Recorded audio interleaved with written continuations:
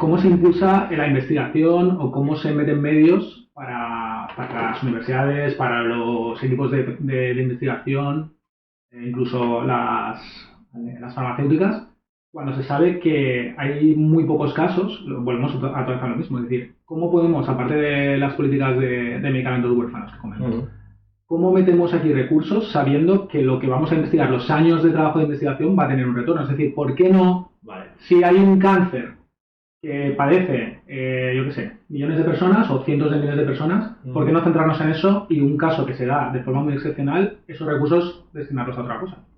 Que es un problema también moral, entiendo, porque tan lícito es curar a una persona de cada 10 millones que curar a... Pues yo, de hecho, siempre lo expreso de esa manera.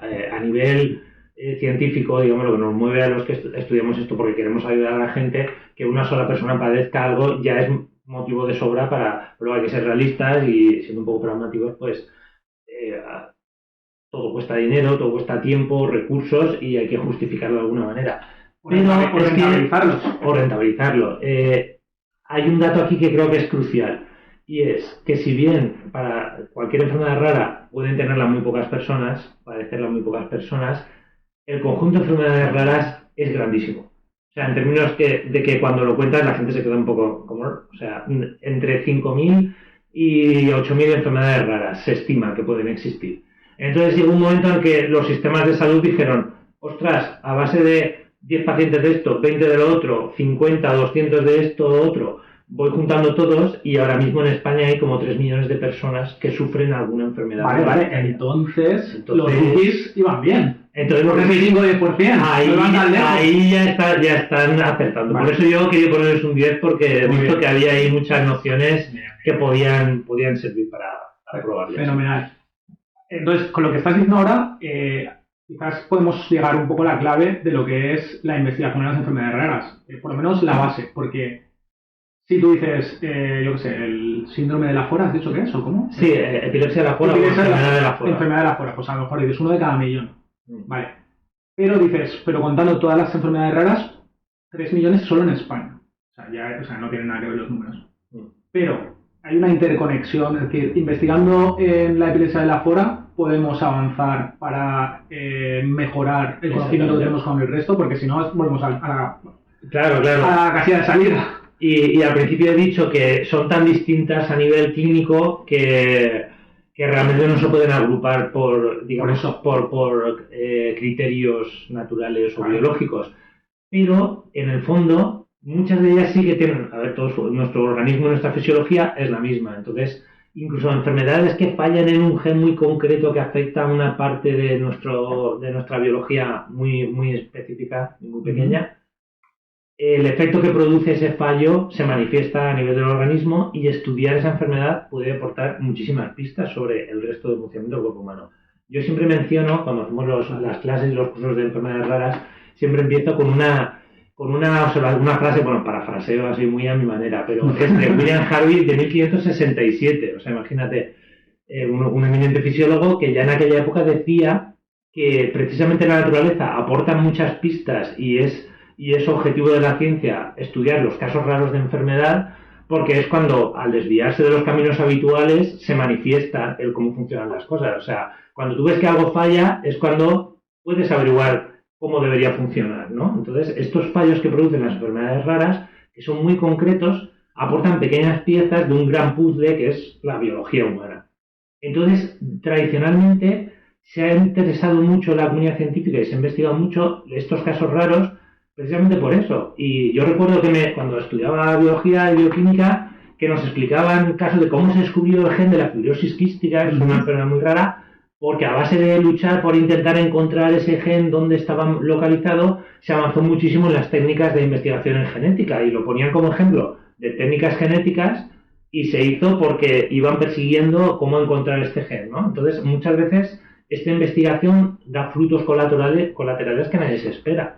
¿Y algún ejemplo así paradigmático que digamos, hay que investigar enfermedades raras porque, fijaros, investigando y estudiando sobre las enfermedades raras conseguimos esto? ¿Alguna bandera? Es que para nosotros en realidad es súper común. Lo de la fibrosis quística es un buen ejemplo, ¿no? De cómo sea, y seguro que hay un montón que me podrían venir a la mente, pero Pero bueno, sí, esta epilepsia que nosotros estudiamos, que es muy rara, ahora estamos empezando a investigar en nuestro grupo otra epilepsia que es el síndrome de Dravet, que también es infantil y que no tiene nada que ver, a nivel biológico molecular no tiene nada que ver, pero hemos ido viendo algunos puntos cuando ya llegas a ese nivel dentro de las células, que lo que está alterado en los pacientes de enfermedad de la FORA pues podría también estar alterado en síndrome de Dravet. Y los fármacos que a lo mejor pueden funcionar mejor con unos pacientes también podrían beneficiarse de los otros. Y ahí es donde vas estableciendo puntos en común y está muy bien que se haya hecho en investigación un frente común de agrupar a todos los que investigamos enfermedades raras y que tengamos nuestras propias redes de trabajo.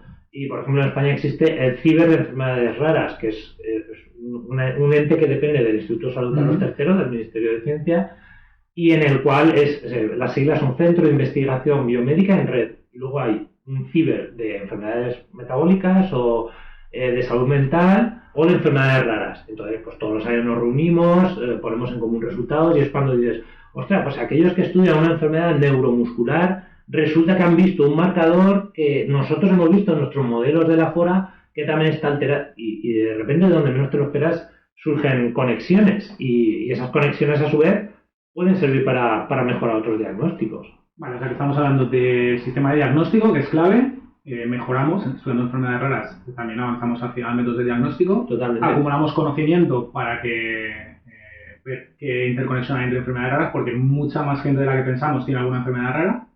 Y luego hay otro tema que es el avance en esta investigación en enfermedades raras también nos permite avanzar en la investigación contra el cáncer, ¿no? O sobre el cáncer, ¿no? Sí, o contra cualquier patología. Sí, pero por poner una que todo el mundo ubica, que está a la orden del día. Exactamente, por ejemplo, si es más lejos, he mencionado antes las progerias, que son así como, uy, una progeria, que es un casco, pero viene a significar, son las enfermedades de envejecimiento prematuro, que son enfermedades raras muy famosas, entre comillas, porque es muy llamativo, ¿no? De esto, que son niños muy jóvenes que tienen la apariencia como de, en realidad no es que parezcan mayores, pero como se cae el pelo y la piel se arruga, pues es como, progeria literalmente significa envejecimiento prematuro, ¿no? Estas enfermedades se deben realmente a fallos en los procesos de división celular. Las células se dividen mal, acumulan errores genéticos. Entonces, claro, todo lo que tú investigues en esa progeria te vas a centrar en por qué las células se dividen mal. Y el cáncer no es sino un problema de división celular, que es lo contrario, que las células se dividen a lo loco y pierden todo el control. Entonces, claro, pues en el grupo en el que yo trabajo, que el investigador principal es Federico Pallardó, que es catedrático de Fisiología en la Facultad de Medicina, él estudiaba progerias en este grupo al principio. Y somos un grupo de investigación, él estudiaba las progerias, el estrés oxidativo, modelos celulares de progerias, y hemos acabado investigando, aparte de otras enfermedades raras, pues vale, yo la epilepsia porque me la he traído, digamos, de mi carrera anterior cuando me incorporé al grupo. Pero hemos acabado incluso investigando la sepsis, que la sepsis es un síndrome, es una enfermedad de las más frecuentes, lamentablemente, y no tiene nada que ver en principio con las progerias. Pero de una forma muy, muy rocambolesca, investigando el núcleo celular en modelos de progeria, surgieron ahí unas pistas que a un compañero mío, José Luis García Jiménez, le llevaron a preguntarse por, estas proteínas están implicadas en otra enfermedad, leer literatura científica y ver que eso está implicado en la sepsis, que es una enfermedad inflamatoria y que es muy común. Entonces somos un grupo de enfermedades raras que ahora tenemos una línea de investigación en sepsis. De hecho, yo tengo hasta un proyecto del ministerio que está centrado en la sepsis. Y de repente te pones a estudiar esto de la sepsis, que es inflamatorio, y empezamos a analizar moléculas que en sepsis van por la sangre y que tienen que ver con la inflamación. Y resulta que yo me he llevado eso de nuevo a las epilepsias, porque en la enfermedad de la FORA ese tipo de moléculas también están alteradas. Entonces, claro, te das cuenta de cómo se van abriendo puertas por ahí, que luego lo puedes conectar todo porque es una misma biología, no para estar con los ojos abiertos a las pistas que van saliendo por ahí. ¿Y con el cáncer, por ejemplo? Y entonces, nosotros no nos hemos derivado por el cáncer, pero todo lo que se investiga a nivel de las progerias es muy válido para los modelos de cáncer. Y de hecho, lo curioso es que yo, cuando empecé la tesis doctoral, empecé en un laboratorio que se llamaba Laboratorio de Biología Molecular del Cáncer.